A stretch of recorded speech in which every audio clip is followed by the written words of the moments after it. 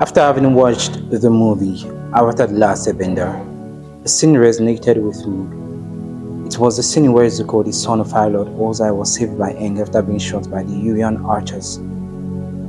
When asked the question, he replied, "If I catch you, I can go home. Then I can take my place as the rightful heir to the Firelord." Aang, in surprise, asked, "And that's what you want? To be the next Firelord?" Zuko's response was shocking, full of vigor, yet appalling. Yes, of course, it's what everyone expects of me.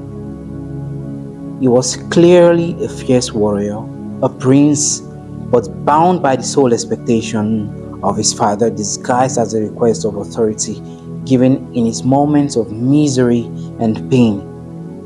His mind was so bound by his father's image and desires that it seemed like countless people were holding him and expecting more. Here is the response everyone expects of me. Ask yourself, how many voices in your mind have you multiplied due to the expectations of those you hold in high esteem? What message do those voices carry? His father didn't mind hurting and manipulating him to do his own bidding over and over and over again. You see, we are nurturers by nature. Anything can grow in our hands. The natural law of sowing and reaping takes place whenever we meditate on any voice or expectation. We inadvertently water them, allowing them to germinate. And dwelling on negative expectations kind of makes it grow stronger. And bad news, we meditate on them whether we like it or not. It's a subconscious thing. We just can't help it. Let me backtrack.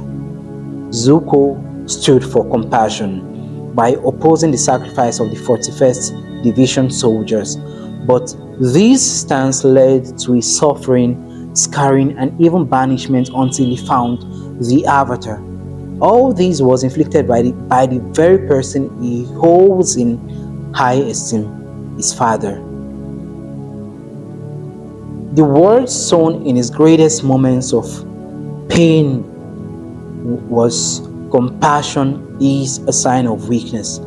This short sentence was sown in action and nurtured in silence after he was banished, thus creating a lost soul seeking validation from the very source of his torment. Why run back to the source of your torment? Here we see the impact of words and belief on personal development or deterioration. His father's action created a lost soul, and when you become lost, you tend to not know what you want. It's a fact.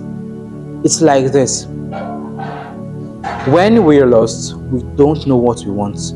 That's why we want what others want. Beware of the godly principles you give up and what you allow to be sown into you, especially in moments of pain. Seeds sown in you during moments of pain can have long-lasting negative consequences, inadvertently birthing a monster.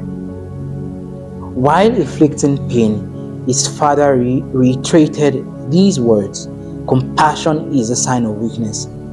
But I'll take a brief detour. Compassion is strength. Compassion is strength.